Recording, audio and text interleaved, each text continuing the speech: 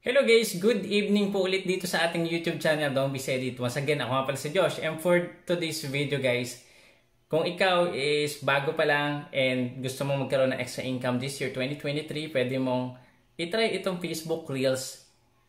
Pwede na tayong gumamit ng monetization features nito. Kung familiar ka dati, ang pwede lang gamitin is yung page para magkaroon ka ng monetization or pwede ka maka-earn through revenue. Pero ngayon, meron na din tayo dito sa personal page or personal account natin.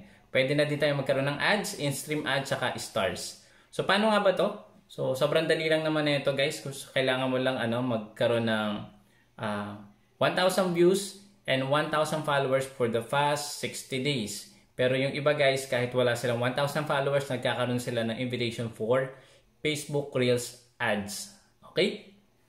So, before ka mag-proceed for monetization, make sure guys, yung mga videos mo before is i-delete mo muna lahat ng mayroong mga violation. So, kung sa longer video yan or sa mga reels mo dati, i-delete mo na yan before ka mag-apply for monetization. So, paano nga ba makikita kung mayroong monetization yan? Pwede ka dito pumunta sa Help and Support. Ayan, so makikita mo dito yung your alerts, makikita mo dito yung mga against the community guidelines and partner monetization, i-delete mo na. Pero yung iba hindi na madidelete eh. Kung hindi na madidelete yan, pumunta ka dito sa inyong profile account. So, ito siya guys. Okay?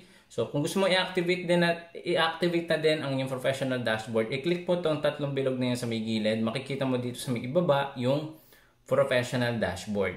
So yung sa akin is naka-turn on na siya, kaya naka-off yung professional mode na makikita mo dito. So yun, so make sure na-set up mo na din yung account mo. Dapat naka-follow button siya para syempre kapag mayroong mga viewers or mga audience ka, pwede ka nilang i-follow or magkaroon ka na mas maraming followers. Dapat naka-activate yung mga settings mo sa Facebook. Medyo hahaba yung video natin. Ang main focus ko dito is about earnings. So kung gusto mo pa ng mga ibang video, meron pa tayo dyan sa ating YouTube channel. Okay, so ngayon, i-check natin yung account status ng Facebook na to. So pupunta ka dito sa account status sa taas. Kung merong warning yan, may makikita ka dito or merong usually yung mga warning is limited content, copyright issue, yon. So makikita mo siya dito, further monetization issue. So ito is okay siya. And guys, proceed na ako sa main topic ng ating video ngayon. So, posible nga bang kumita ng 100,000 to 150,000 pesos dito sa ating Facebook Reels? Ang sagot po, yes, posible. So, marami na din po ako nakausap niya ng mga Reels content creator. Nagpapatulong sila paano nga ba ma-encash yung pera nila na na-hold. Nakita ko guys, sobrang lalaki talaga. Lalo na yung mga sa Amerika nakatira, tsaka sa Canada. Meron akong mga nakausap dyan. Hindi ko nasasabihin yung pangalan guys, nasa 500,000 pesos guys yung kita nila sa Facebook Reels. And until ngayon di pa nila nakukuha. So hindi ko din sure kung ano yung problem. But anyways, papakita ko sa inyo yung pinaka-latest earning natin ngayon. So punta na ako sa aking professional dashboard or sa view tool. So makikita na natin dito guys yung dalawang tab. So meron tayong monetization and yung payout details. Ipahapyawan ko lang kayo guys sa earnings natin last month. So kumita tayo ng ad revenue na worth $901 US, 74 US dollars sa ads. Included na dito yung live tsaka yung mga videos natin na nakaka-receive ng ads. Included na din yung Facebook Reels video.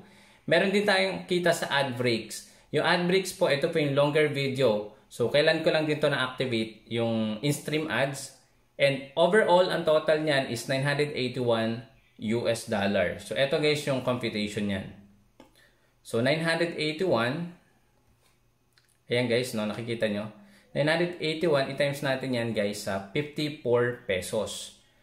So, ito yung expected natin na ma-receive this month of February. So, posible ma-receive natin to every 21st or 26th of the month po yung payout ni Meta or ni Facebook. So, dun po nare-receive yan. Hindi sakto ng 21 of the month. Minsan, kapag dumating yan sa ating bangko, nagkakaroon siya ng 5 days process sa bangko. Pero dun sa resibo, makikita mo na siyang paid na. So, ito expected natin na mare-receive by this month, February 21 to 26. Okay, so abangan niyo yan guys, no? Kaya kung bago pa lang, please consider subscribing at sana abangan niyo din yung kung makukuha ko ba tong sahod na to. Okay? So 981 included na start tsaka ads. Ads pa lang tsaka star siya na. So ngayon papakita ko sa inyo yung latest na earning natin. So punta tayo dito sa monetization. Meron tayong dalawang available na tools to monetize. Yung stars ko guys is naging uneligible kasi nagkaroon ako ng violation pero hindi ko naman alam at yun. So inappeal ko siya and 90 days pa daw siya bago bumalik. So anyways, mababa lang din naman yung earnings ko sa stars kaya okay lang. So nag-focus ako dito sa dalawang tools na malaki talaga yung earnings. Una na dito yung ads on reels saka in-stream ads. Okay, so pakita ko muna sa inyo guys yung in-stream ads. Okay, sa in-stream ads guys mula February 1 to February 13 as of this recording, meron na tayong na-generate na $191. I-times natin sa 54 pesos. So posible na tayong kumita neto by March ng 10,300. So hindi pa tapos yung buwan, so posible madoble or umabot siya ng $500. So dito na tayo sa exciting part guys. Ito excited din ako i-share sa inyo. Ito naman yung latest earning natin sa ads on reels. So $2,093 na siya. So bakit masyadong malaki ano? So ileles natin guys din yung earning natin kanina, yung pinakita ko sa inyo. So $2,093 ilas natin guys yung 901. 901 po kanina kung natandaan nyo, balikan mo na lang. Yan lang po is sa ads on reels. Hindi pa kasama yung star saka in-stream. So dito ko lang siya niles. So ang earning na natin as of this recording, February 13, 2023, 10:22 PM. So ang earning na natin is $1,192. So kung i-compute natin to or i-times natin siya sa peso or value ng USD. So, i-times natin siya sa 54 pesos. So, earning na natin, wala pa po sa kalahati ng buwan. So, or wala pa 15. Meron na tayong 64,368 pesos. So, kung matatapos yung buwan, posible madoble to kasi na everyday nagge-generate na tayo ng gantong kalaki. So, i-divide natin to guys sa ilan days ba? 13. So, February 14 pala bukas, no? So, 13 natin siya i-divide. So, everyday guys, nagge-generate tayo sa Facebook Reels or Facebook Reels ads ng 4,900 or almost 5,000 pesos. So, kung i-multiply natin to guys sa 28 days, so, ang potential earning natin is 138,638 pesos. I-plus natin guys dito yung posible natin kitain sa in-stream ads na meron na tayong 10,000 pesos. So hindi pa tapos yung buwan. So posible madoble to. So i-times natin sa 2 yung 10,000 pesos. I-add natin yung 20,000 pesos dito.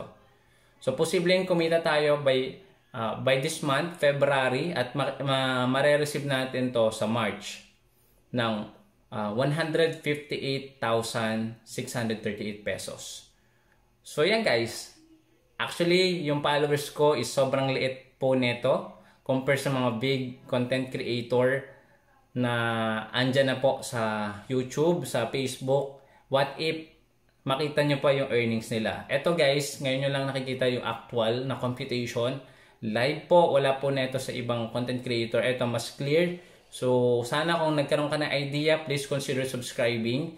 And kung ikaw is nagsisimula pa lang dito sa Facebook Reels monetization or being emerging content creator, wag kang susuko dahil nanggaling din po ako sa 1,000 follower.